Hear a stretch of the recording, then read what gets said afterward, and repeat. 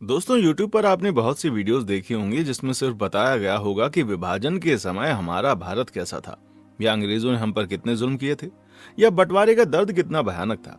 हालांकि ये सब बातें सही हैं, लेकिन दोस्तों क्या आप जानते हैं कि 1947 में विभाजन से पहले हमारे देश में क्या खिचड़ी पक रही थी, या हमारे प्रमुख नेताओं में कैसी उथल पुथल मची हुई थी। चलिए आज के इस वीडियो में हम बंटवारे से पहले की उथल पुथल के बारे में बात करते हैं।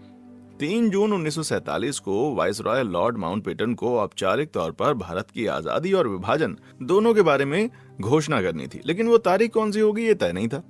वाइसरॉय लॉर्ड माउंटबेटन इस दिन 3 जून की योजना यानी माउंटबेटन योजना की घोषणा करने वाले थे। उनके इस ऐलान के ठीक एक रात पहले कांग्रेस और मुस्लिम लीग के नेताओं के साथ उनकी 2 बैठकें हुई, जिसका जिक्र डोमिनिक लेपियर और लैरी कॉलिंस की पुस्तक फ्रीडम एट मिडनाइट में मिलता है। वो लिखते हैं कि तब वायसरॉय भवन के लंबे बरामदों में उस रात अंधेरा और सन्नाटा पसरा था।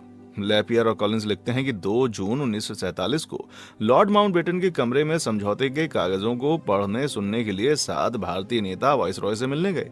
कांग्रेस के नेताओं में जवाहरलाल नेहरू, सरदार पटेल और आचार्य कृपलानी थे।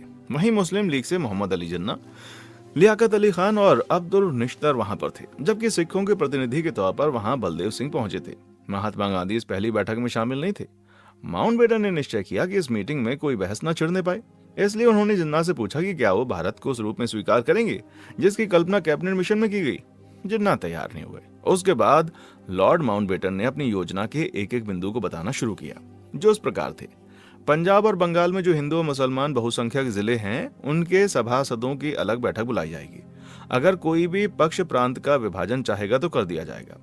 2 डोमिनियन और 2 संविधान सभाओं का निर्माण किया जाएगा। सिंध प्रांत अपना फैसला खुद करेगा। नॉर्थ वेस्ट फ्रंटियर और असम के सिलहट में जनमत संग्रह किया जाएगा। वे लोग भारत के किस हिस्से के साथ रहना चाहते हैं। भारतीय रजवाड़ों को स्वतंत्र रहने का विकल्प नहीं दिया जा सकता। उन्हें या तो भारत में या फिर पाकिस्तान में शामिल होना होगा। हैदराबाद पाकिस्तान में सम्मिलित नहीं होगा, और विभाजन में किसी प्रकार की कठिनाई आई तो एक सीमा आयोग का गठन किया जाएगा।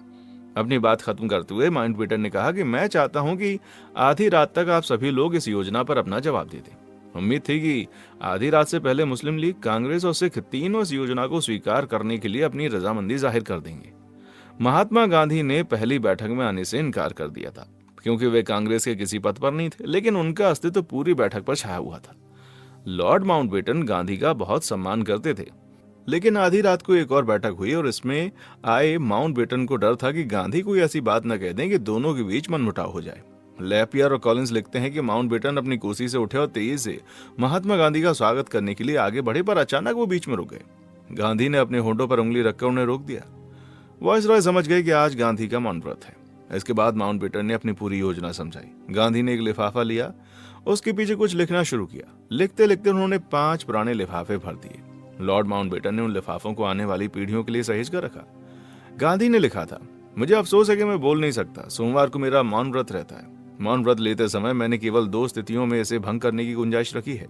एक, जब किसी उच्च अधिकारी से किसी जरूरी समस्या के बारे में बात करनी हो, और दूसरी, जब किसी बीमार की देखभाल करनी हो। लेकिन मैं जानता हूं कि आप नहीं चाहते कि मैं आज अपना मौन भंग करूं। मुझे 1-2 बातों के बारे में कुछ कहना है, लेकिन आज नहीं। अगर हम दोनों की फिर मुलाकात हुई तो मैं जरूर कहूंगा। इसके बाद गांधी वहां से उठकर चले गए। लॉर्ड माउंटबेटन को कांग्रेस और सिखों की ओर से तय समय सीमा में सहमति मिल गई थी, लेकिन मोहम्मद अली जिन्ना नहीं मान रहे थे। डोमिनिक लेपियर और लैरी कॉलिंस ने इस घटना को विस्तार से लिखा। वो लिखते हैं कि जिन्ना अभी भी हाँ करने में आनाकानी कर रहे थे, लेकिन लॉर्ड माउंटबेटन भी मन बना चुके थे कि उनसे हाँ करवा के रहेंगे। दोनों के बीच में पहले शांति से बातचीत चलती रही। जिन्ना बात टालते रहे और अंत में माउंटबेटन ने कहा, मिस्टर जिन्ना, मैं आपको एक बात बता देना चाहता हूं कि मैं आपको अपनी योजना बर्बाद नहीं करने दूंगा। कल मीटिंग में मैं कहूंगा, मुझे कांग्रेस का जवाब मिल गया है। उन्होंने कुछ शंकाएं उठाई हैं जिन्हें मैं दूर कर दूंगा, और सिख भी मान गए।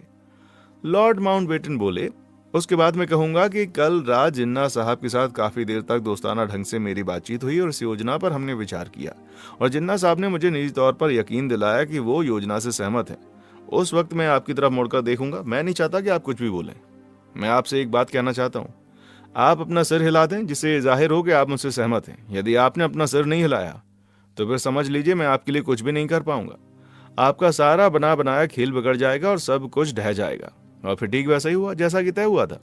विभाजन और आजादी को लेकर लॉर्ड माउंटबेटन ने भारतीय नेताओं के साथ औपचारिक स्वीकृति के लिए एक बैठक की, जिसमें सब कुछ उसी तरीके से हुआ जैसा कि उन्होंने जिन्ना को एक रात पहले बताया था। 3 जून 1947 को शाम करीब 7 बजे सभी प्रमुख नेताओं ने 2 अलग देश बनाने पर अपनी सहमति का औपचारिक ऐलान कर दिया। सबसे पहले लॉर्ड माउंटबेटन बोले, उसके बाद हिंदी में नेहरू बोले, पीड़ा और यातना के बीच भारत के महान भविष्य का निर्माण हो रहा है। उसके बाद मोहम्मद अली जिन्ना की बारी आई। उन्होंने अंग्रेजी में भाषण दिया और पाकिस्तान जिंदाबाद की नारे से अपना भाषण समाप्त किया। उनका भाषण बाद में रेडियो अनाउंसर ने उर्दू में पढ़ा। विभाजन की सहमति रेडियो से अनाउंस हो रही थी। अगले दिन लॉर्ड माउंटबेटन को संदेश मिला कि महात्मा गांधी कांग्रेस के नेताओं से नाता तोड़कर एक प्रार्थना सभा करने वाले हैं। जो एक रात पहले बैठक में न कह सके वो आज कहेंगे। लैपियर और कॉलिंस लिखते हैं कि प्रार्थना सभा हुई, लेकिन गांधी ने कहा, बंटवारे के लिए वायसरॉय को दोष देने का कोई फायदा नहीं। अपने आप को देखिए, अपने मन को टटोलिए, तब आपको मालूम होगा कि जो कुछ हुआ उसके क्या कारण हैं। अगले दिन लॉर्ड माउंटबेटन ने प्रेस कॉन्फ्रेंस को संबोधित किया और अपनी उस योजना के बारे में बताया जो भारत के भूगोल को बदलने जा रही थी। सभी लोग ध्यान से वायसरॉय का भाषण सुन रहे थे और सवालों की बौछार हो रही थी। तभी एक ऐसा सवाल आया जिसका उत्तर तय नहीं था। सवाल था, यदि सभी लोग इस बात को मानते हैं कि सत्ता जल्दी से जल्दी सौंप देनी चाहिए, तो सर आपने इसकी कोई तारीख भी सोच रखी होगी। फ्रीडम एट मिडनाइट में डोमिनिक लैपियर और लैरी कॉलिंस लिखते हैं, माउंटबेटन ने अपने दिमाग के घोड़े दौड़ाने शुरू किए क्योंकि उन्होंने कोई तारीख तय नहीं की थी, लेकिन वो मानते थे कि यह काम जल्द से जल्द हो जाना चाहिए। सब लोग उस तारीख को सुनने का इंतजार कर रहे थे। हॉल में खामोशी छाई हुई थी। लैपियर और कॉलिंस ने लिखा है कि इस घटना को लॉर्ड माउंटबेटन ने बाद में याद करते हुए कहा, मैं ठान चुका था कि मैं ये साबित कर दूंगा कि ये सब मेरा किया धरा है। अचानक माउंटबेटन ने उस समय प्रेस कॉन्फ्रेंस में कहा कि मैंने सत्ता सौंपने की तारीख तय कर ली है। इतना कहने के बाद उनके दिमाग में बहुत सी तारीखें चक्कर काटने लगीं। तभी उनके दिमाग में अपने जीवन की सबसे गौरवशाली जीत की याद आई, जब उनके नेतृत्व में जापान की सेना ने आत्मसमर्पण कर दिया था। जापान की सेना के आत्मसमर्पण की दूसरी वर्षगांठ नजदीक ही थी। लैपियर और कॉलिंस लिखते हैं, माउंटबेटन की आवाज अचानक रुंध गई और उन्होंने ऐलान कर दिया कि भारतीय हाथों में सत्ता 15 अगस्त 1947 को सौंप दी जाएगी। अचानक अपनी मर्जी से तय और घोषित की गई आजादी की तारीख पर लंदन से लेकर भारत में जैसे विस्फोट हो गया। किसी ने नहीं सोचा था कि लॉर्ड माउंटबेटन भारत में ब्रिटेन के इतिहास पर इस तरह पर्दा गिरा देंगे। आखिरकार 14 और 15 अगस्त की दरमियानी रात को भारत का बंटवारा